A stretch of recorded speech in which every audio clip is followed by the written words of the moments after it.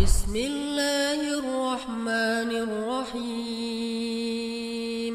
Sejak Rasulullah wafat, berkali-kali Bilal minta izin kepada Abu Bakar untuk ikut jihad dan gak pulang lagi ke Madinah, pengen tinggal di tempat yang lain. Udah gak kuat lagi berada di Masjid Nabawi. Karena orang yang dia cintai telah wafat.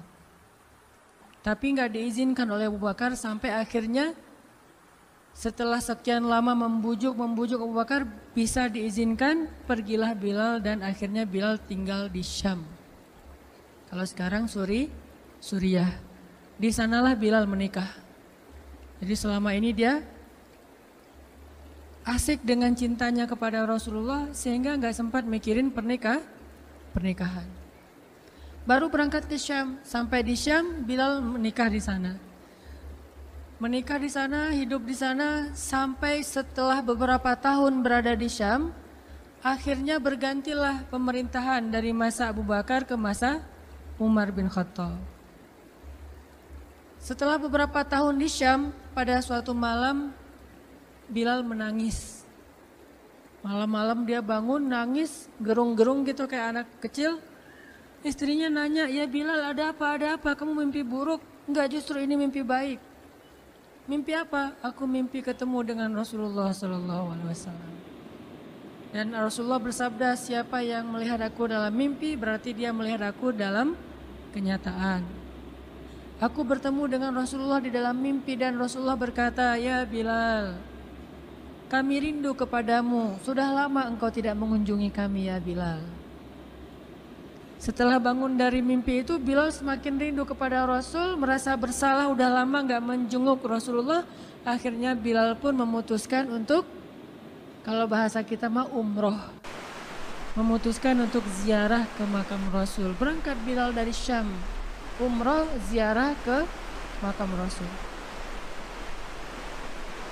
Melihat Bilal masuk lagi ke kota Madinah, penduduk Madinah itu berasa seperti hidup lagi di zaman Rasul. Senang gitu, dan Umar sangat senang dengan kedatangan Bilal.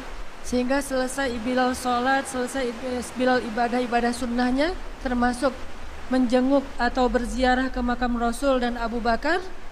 Kemudian Umar berkata kepada Bilal, "Ya Bilal, sudah lama kami tidak mendengar suara azan darimu. Tolong kumandangkan sekali lagi azan seperti engkau mengumandangkannya di masa Rasul. Kami rindu ingin merasakan suasana di zaman Rasul." Benar Bilal, kata para sahabat yang lain yang ada di situ. Umar, kemudian Abdurrahman, beberapa orang sahabat, "Ya Bilal, azan, kami ingin mendengar suaramu seperti dulu kami mendengarnya di masa Rasul." Kata Bilal, "Saya tidak akan kuat." Kata mereka, Coba dulu kamu usahakan karena kami ingin sekali mendengarnya. Saya tidak akan kuat. Cobalah wahai Bilal demi kami supaya kami bisa semangat lagi dalam beramal soleh mengikuti perjuangan Rasulullah. Akhirnya karena udah dipaksa terus, Bilal pun mengumandangkan azan. Allahu Akbar, Allahu Akbar. Kota Madinah kaget mendengar suara Bilal.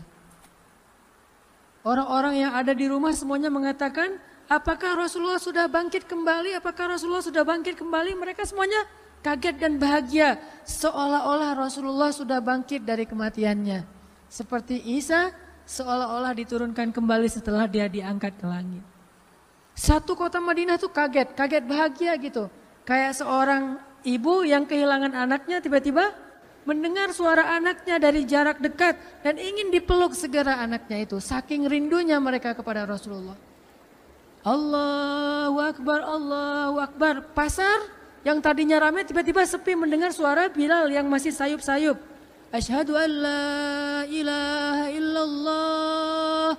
Semuanya berlari keluar dari tempat-tempat kerja mereka, dari pasarnya, dari rumahnya. Semuanya berlari ke masjid, ingin memastikan apakah Rasulullah sudah dibangkitkan kembali. Bahagia semuanya. Apakah Rasulullah sudah dibangkitkan? Apakah Rasulullah sudah hidup lagi? Semuanya bertanya dengan pertanyaan yang sama. Asyhadu an la ilaha illallah. Semuanya semangat datang ke masjid, ngumpul, ramai banget.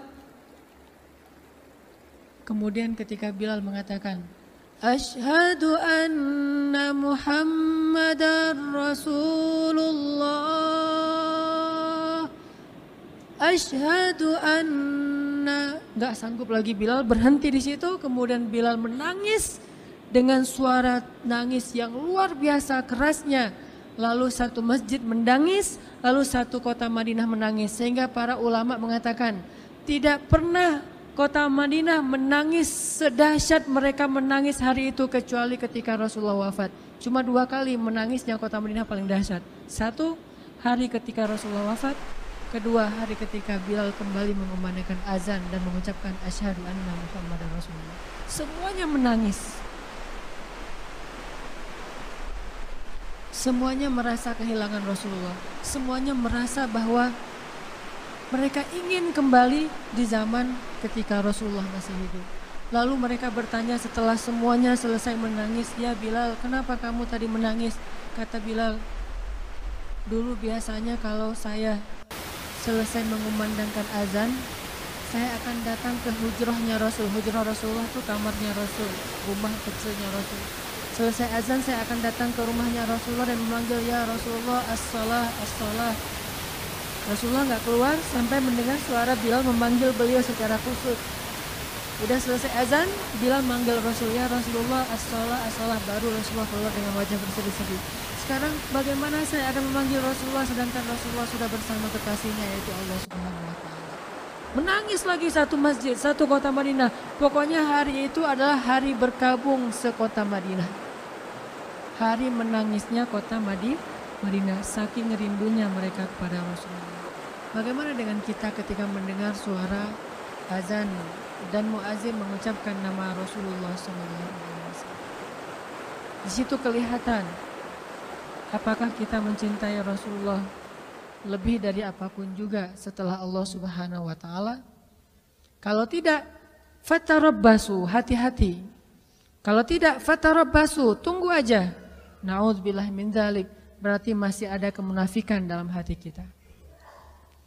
Bagaimana kita, apakah hati kita merasa gemetar, bergetar ketika kita mendengar suara seseorang mengatakan Muhammad sallallahu alaihi wasallam, Rasulullah sallallahu alaihi wasallam? Apakah hati kita bergetar seperti bergetarnya hati seorang kekasih ketika mendengar suara kekasihnya, nama kekasihnya disebutkan? Subhanallah walhamdulillah wa la ilaha illallah wallahu akbar. Subhanallah.